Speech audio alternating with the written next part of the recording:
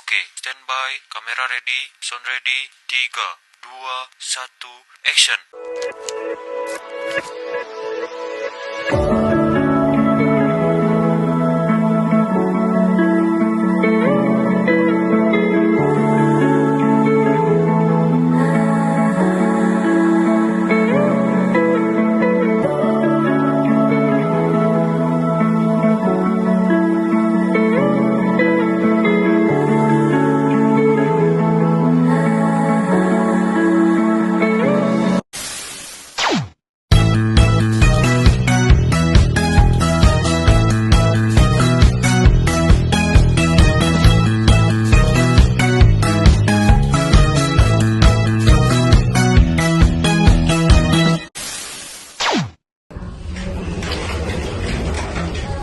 Assalamualaikum. Waalaikumsalam.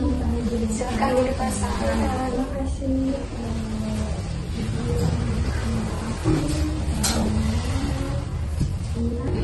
Halo Asa, bagaimana kabarmu hari ini? Senang sekali Kak Rahma ini bisa ketemu denganmu lagi. Bagaimana kegiatan di sekolah akhir-akhir ini? Alhamdulillah Kak, saya baik. Cuma akhir-akhir ini tuh saling bertengkar sama teman-teman di kelas. Oh begitu ya.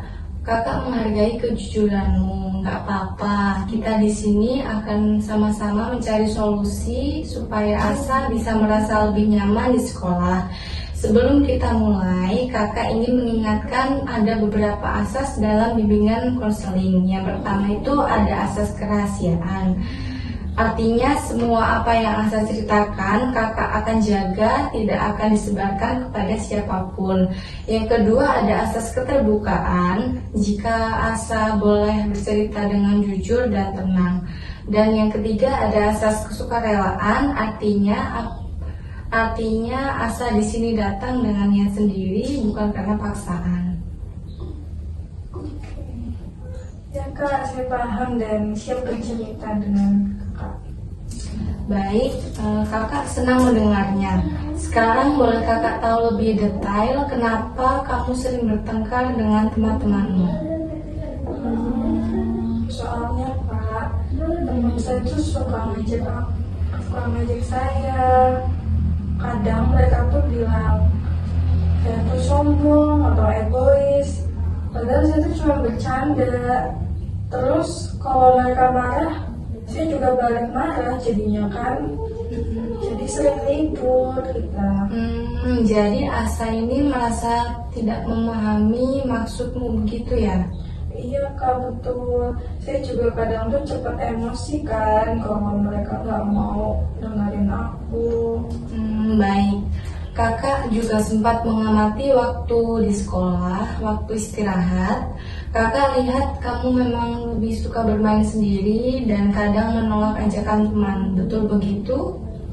Iya Kak, soalnya kadang saya tuh jadi takut diejek lagi, makanya aku beres sendiri aja lah.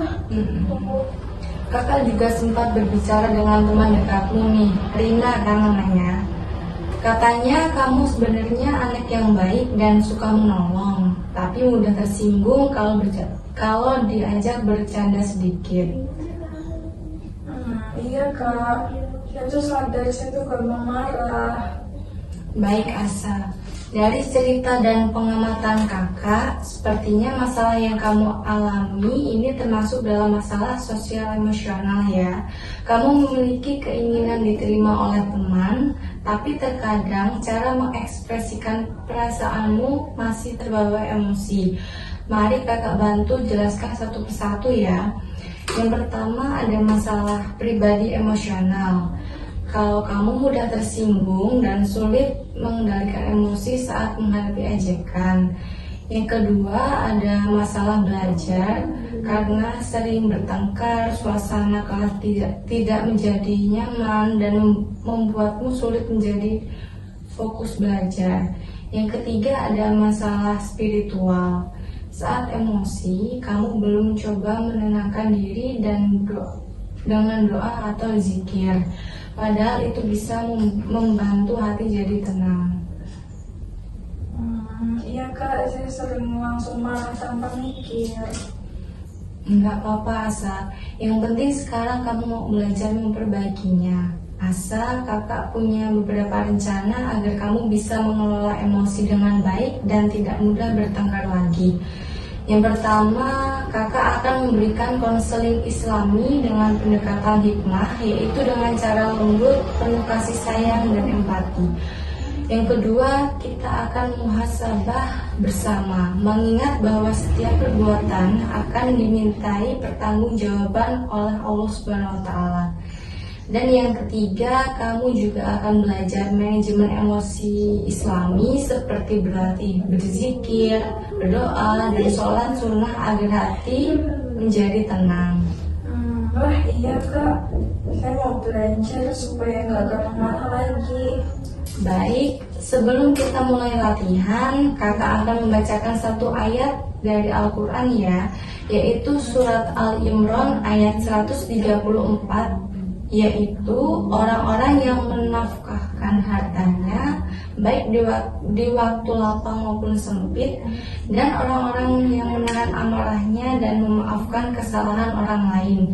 Allah menyukai orang-orang yang berbuat kebajikan. Artinya, Allah sangat menyukai orang yang bisa menahan amarah dan mau memaafkan. Subhanallah, saya jadi merasa bersalah kak. Selama ini saya sering marah-marah sama teman-teman. Gak apa-apa Asa, yang penting kamu mau berubah. Sekarang kakak ingin membuat kamu jadwal ibadah sederhana, misalnya sholat wajib tepat waktu, zikir pagi dan sore, membaca Al-Quran minimal 5 ayat setiap hari, sholat sunnah 2 rakaat sebelum tidur. Selain itu, kakak juga akan berbicara dengan orang tuamu supaya mereka bisa membantu membimbingmu di rumah dengan lembut dan penuh doa. Ini bagian dari konseling keluarga ya. Baik kak, saya akan berusaha menjalankan jadwalnya. Asa, minggu depan kita akan bertemu lagi di hari Kamis depan untuk melihat bagaimana perkembanganmu ya. Kakak akan menanyakan apakah kamu sudah bisa menahan emosi dan bagaimana hubunganmu dengan teman-teman. Siap kak, saya bakal berusaha nih. Aku juga mau jadi anak yang sabar dan tidak mudah marah. Masya Allah, semangat terus ya Asa. Ingat, sabar itu tanda orang beriman. Kakak tutup sesi konseling kita hari ini dengan doa bersama.